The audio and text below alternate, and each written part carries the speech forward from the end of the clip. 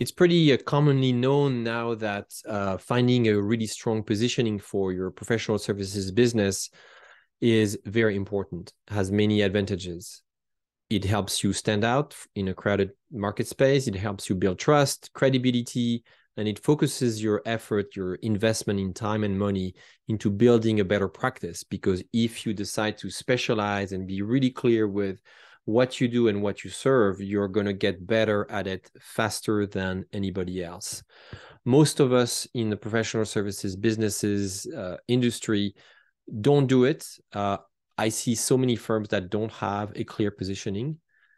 And that's probably for many reasons, probably for lack of understanding of what the process looks like. Also, positioning takes courage. It's about taking risks, trying things out.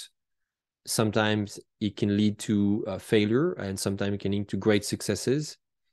But in this video, I'd like to offer a suggestion for how to make this process easier. The way you can make it easy on you is through dating your positioning ideas sooner than later. How do you do that? And why do I say dating? You do this through content creation and through publishing your research on your own positioning as soon as possible, consistently and frequently. And why do I use the analogy of dating? It's because positioning your business is a little bit like committing to marry someone. Before you can really make a serious commitment, if you have previous experience and data points, it's possible that your choices may feel more confident, that you will know better what to look for in a relationship, what your values are, what your non-negotiables are, and how to make the relationship with the new partner work.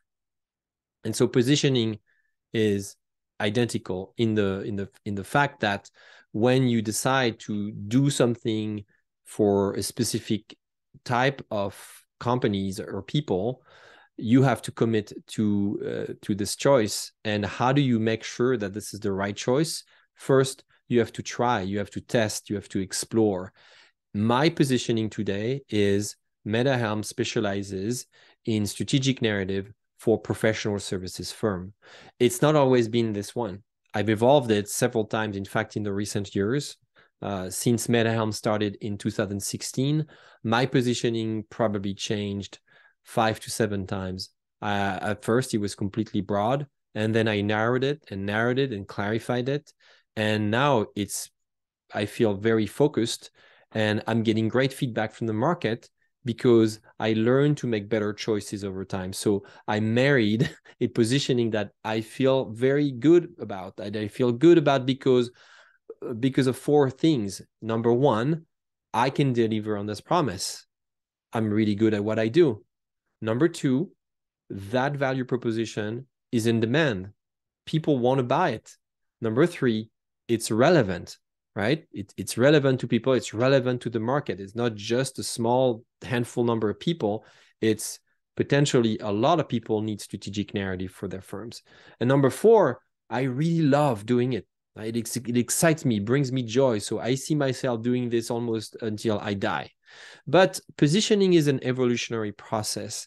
And to capture the essence of it, you may want to embark on an exploration, on a research through writing and exploring your own ideas.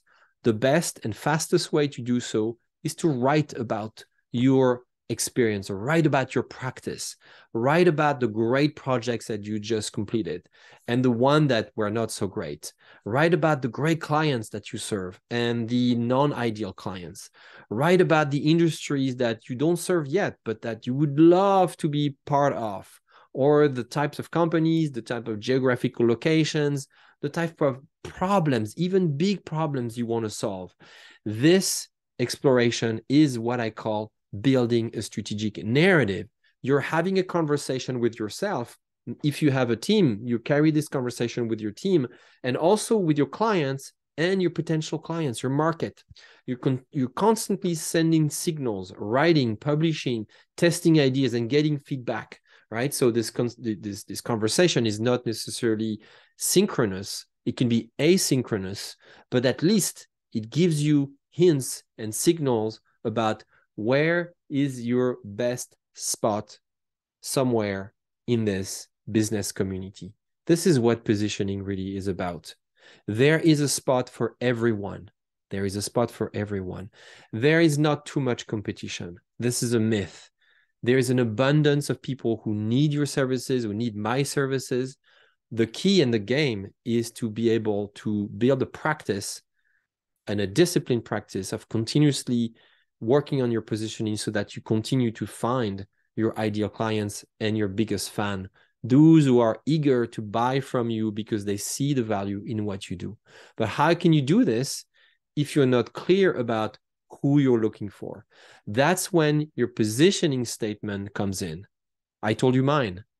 Strategic narrative for professional services firm. It's very simple. It goes in one line. It's what I do and who I do it for.